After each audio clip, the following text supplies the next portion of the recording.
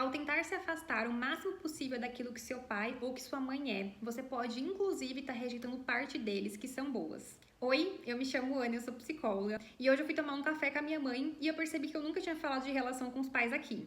Então eu resolvi fazer um vídeo falando sobre isso. Tem uma coisa que eu percebo que acontece bastante na nossa relação com nossos pais, é porque muitos de nós temos relações conflituosas com eles ou tivemos no passado e a gente acaba fazendo uma leitura daquela pessoa, idealizada talvez, mas que a gente acaba lendo como boa ou como ruim. Então vou dar um exemplo meu. Eu tenho uma mãe e um pai que são bastante expansivos, que são bastante comunicativos.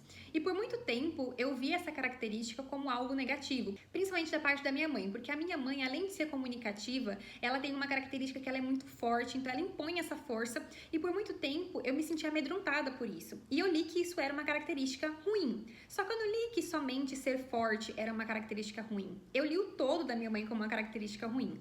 E no meio do meu pai e da minha mãe ainda tinha a minha avó, que era uma figura bem presente na minha história. E minha avó é uma pessoa completamente ao contrário do meu pai e da minha mãe. Ela é uma pessoa calma, tranquila, apaziguadora. E eu tive uma leitura como criança que o modelo certo de existir era o modelo da minha avó. E quando a gente é criança, a gente faz generalizações porque isso ajuda a gente a entender o mundo e a se situar. O grande problema é quando a gente cresce, vira adulto e continua reproduzindo esse tipo de lógica, de que existe algo 100% bom a se aproximar e algo 100% ruim a se afastar. Porque isso é como se a gente encerrasse as pessoas como boas e ruins. Porque não é porque a minha mãe tinha algumas características que eu lia como ruim quando eu era criança, que eu posso ir para a vida adulta rejeitando tudo que representa simbolicamente a minha mãe. E querendo ou não, quando a gente rejeita algo nos nossos pais, a gente acaba usando isso como um modelo de ser na vida. Se eu nunca tivesse entrado em paz com o fato de que minha mãe é uma pessoa avassaladora, mas que essa característica de comunicação dela é algo que super seria benéfico pra mim, talvez eu ainda fosse aquela pessoa que tivesse uma crença de que eu não posso conversar com as pessoas.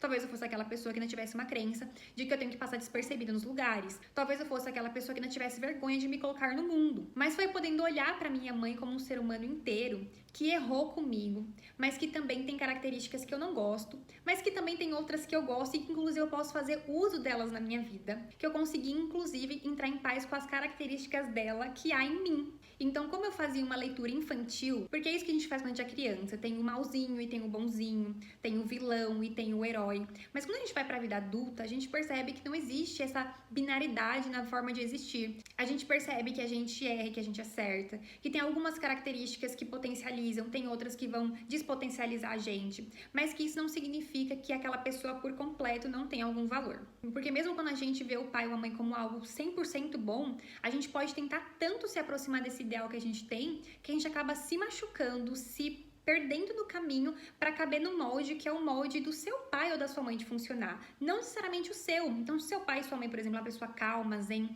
e você fica tentando atingir isso, quando na verdade o seu temperamento, a sua forma de existir, a sua personalidade é diferente do seu pai e da sua mãe, você acaba se culpando por não ser igual a ele. Então, tanto a gente copiar para se afastar, como a gente copiar para tentar ser modelo, isso pode fazer mal pra gente, porque o seu pai e sua mãe são pessoas além de você. E você não precisa copiar ou se afastar tanto do que eles foram. Porque você pode inaugurar novas formas de existir. Você pode reconhecer que você tem a característica de um ou que você não tem o do outro. E isso não torna você os seus pais. Isso te torna você. E você tem escolha de ser diferente do que seus pais foram. Ou você tem escolha de reproduzir o que seus pais fizeram. Mas ainda assim, isso não te torna eles. E por mais que você não goste do seu pai ou da sua mãe, pode ser que ainda assim, mesmo tentando a vida inteira fugir disso, você tenha características que pareçam com eles. Eu espero que esse vídeo faça sentido por aí, mas que principalmente ele te faça refletir sobre qual é o lugar que você tem dado para essas características que você identifica no seu pai e na sua mãe, que ou você rejeita, ou você tenta incansavelmente se aproximar,